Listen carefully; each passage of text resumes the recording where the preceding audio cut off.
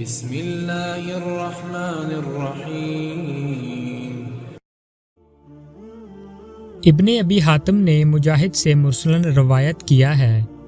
کہ نبی کریم صلی اللہ علیہ وآلہ وسلم نے بنی اسرائیل کے ایک مجاہد کا ذکر کرتے ہوئے فرمایا، وہ 1000 مہینے تک مشغول جہاد رہا،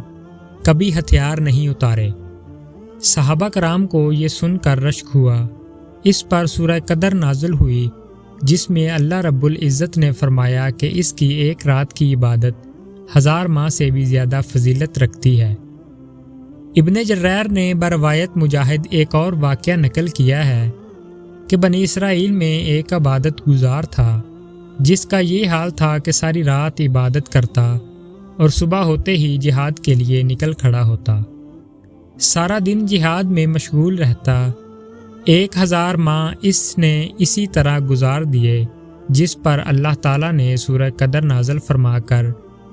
اس امت محمدیہ کی فضیلت سابقہ پر ثابت کر دی، جس سے یہ بھی معلوم ہوا کہ شب قدر امت محمدیہ کی خصوصیات میں سے ایک ہے۔ قدر کے معنی عظمت اور شرف کے ہیں۔ امام ظہری جیسے علماء نے یہی معنی مراد لیے ہیں کہ اس رات کو لیلۃ القدر کہنے کی وجہ سے اس رات کی عظمت و شرف ہے۔ ابو بکر اور راق نے فرمایا کہ اس رات کو لیلۃ القدر کہنے کی وجہ یہ ہے کہ جس آدمی کی اس سے قبل اپنی بے عملی کے سبب کوئی قدر و قیمت نہ تھی، اس رات میں توبہ و استغفار اور عبادت کی وجہ سے وہ صاحب قدر و منزلت بن جاتا ہے۔ قدر کے دوسری معنی تقدیر و حکم کے بھی آتے ہیں۔ اسی معنی کے اعتبار سے لیلۃ القدر کہنے کی وجہ یہ ہوگی کہ اس رات میں تمام مخلوقات کے لیے جو کچھ تقدیر ازلی میں لکھا ہے، اس کا جو حصہ اس رمضان سے اگلے رمضان تک پیش آنے والا ہے، وہ ان فرشتوں کے حوالے کر دیا جاتا ہے جو کائنات کی تدبیر و تنفیذ امور پر مامور ہیں۔ اس میں انسانوں کی عمر اور موت، رزق و بارش وغیرہ کی مقداریں مقررہ فرشتوں کو لکھوا دی جاتی ہیں، یہاں تک کہ جس شخص کو اس سال میں حج نصیب ہونا ہے وہ بھی لکھوا دیا جاتا ہے۔ اور یہ فرشتے جن کو یہ امور سپرد کیے جاتے ہیں وہ ابن عباس کے بقول 4 ہیں: اسرافیل، میکائیل، عزرائیل اور جبرائیل علیہ السلام۔ سورہ دخان کی آیت سے بھی جمہور علماء مفسرین کے ہاں شب قدر ہی مراد ہے، جس میں یہ صراحت سے ذکر ہے کہ اس لیلہ مبارکہ میں تمام امور تقدیر کے فیصلے لکھ دیے جاتے ہیں۔ اور جن مفسرین نے اس لیلہ مبارکہ سے مراد نصف شعبان یعنی شعبان کی 15 تاریخ لی ہے، تو وہ اس کی تطبیق اس طرح کرتے ہیں کہ ابتدائی فیصلے تقدیر کے اجمالی طور پر شب برات یعنی نصف شعبان میں ہو جاتے ہیں، پھر ان کی تفصیلات لیلۃ القدر میں لکھی جاتی ہیں۔ اس کی تائید حضرت ابن عباس کے اس قول سے ہوتی ہے، جس کو بغوی نے ابو الضحیٰ کی روایت سے نقل کیا ہے کہ اللہ پاک سال بھر کی تقدیری امور کا فیصلہ تو شب برات میں فرما لیتے ہیں،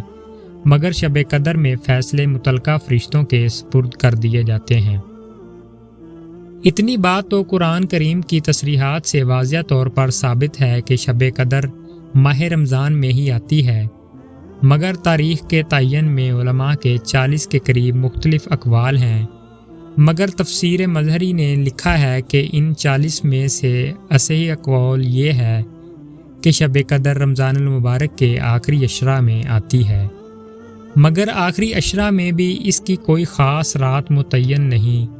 21، 23، 25، 27، 29 میں سے کوئی ایک رات شب قدر کی ہے۔ پھر روایات سے یہ بھی معلوم ہوتا ہے کہ شب قدر ہر سال ان طاق راتوں میں پھرتی رہتی ہے، یعنی کبھی 27 تو کبھی 21 تو کبھی 23 اور 25 اور 29 میں ہو جاتی ہے۔ ابو قلابہ، امام محمد، امام مالک، امام احمد بن حنبل، سفیان ثوری، اسحاق بن راہویہ، ابو ثور مزنی، ابن خزیمہ وغیرہ سے سب نے یہی تصریح فرمائی ہے کہ صرف امام شافعی فرماتے ہیں کہ یہ رات گھومنے والی نہیں بلکہ معین ہے۔ اس رات کی سب سے بڑی فضیلت تو وہی ہے جو اس صورت میں بیان ہوئی ہے کہ اس ایک رات کی عبادت 1000 ماہ یعنی 83 سال سے بھی زیادہ فضیلت رکھتی ہے، اور بہتر ہونے کی حد قرآن اور احادیث میں مذکور نہیں کہ کتنی بہتر، دگنی، چگنی یا 100 گنی،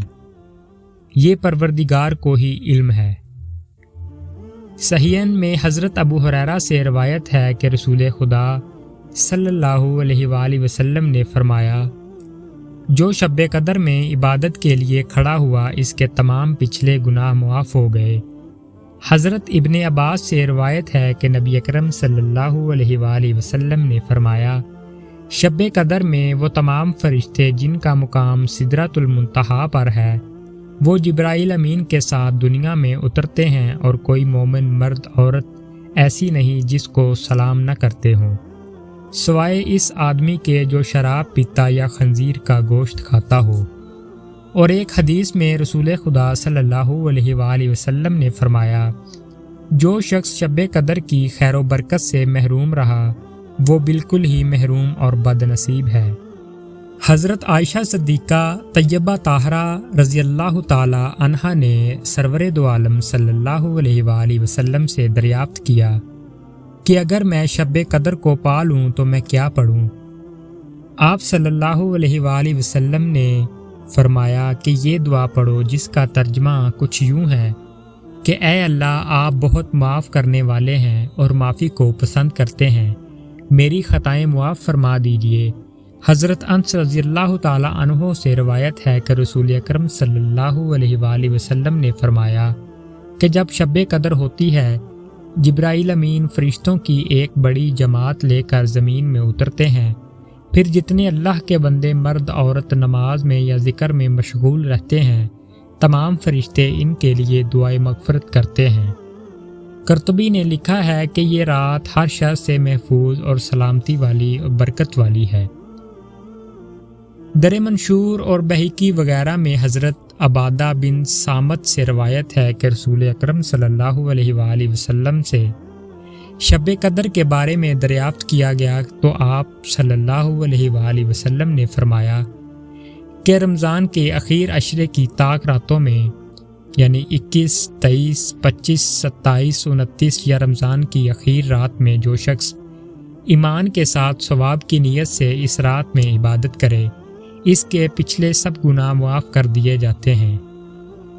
اس رات کی منجمالہ دیگر علامتوں کے یہ بھی ہے کہ وہ رات کھلی ہوئی چمکدار ہوتی ہے، صاف شفاف، نہ زیادہ ٹھنڈی نہ زیادہ گرم، بلکہ معتدل، گویا کہ اس میں انوار کی کثرت کی وجہ سے چاند کھلا ہوا ہوتا ہے۔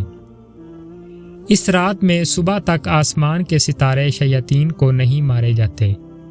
نیز اس کی علامتوں میں یہ بھی ہے کہ اس کے بعد کی صبح کو آفتاب بغیر شعاع کے طلوع ہوتا ہے،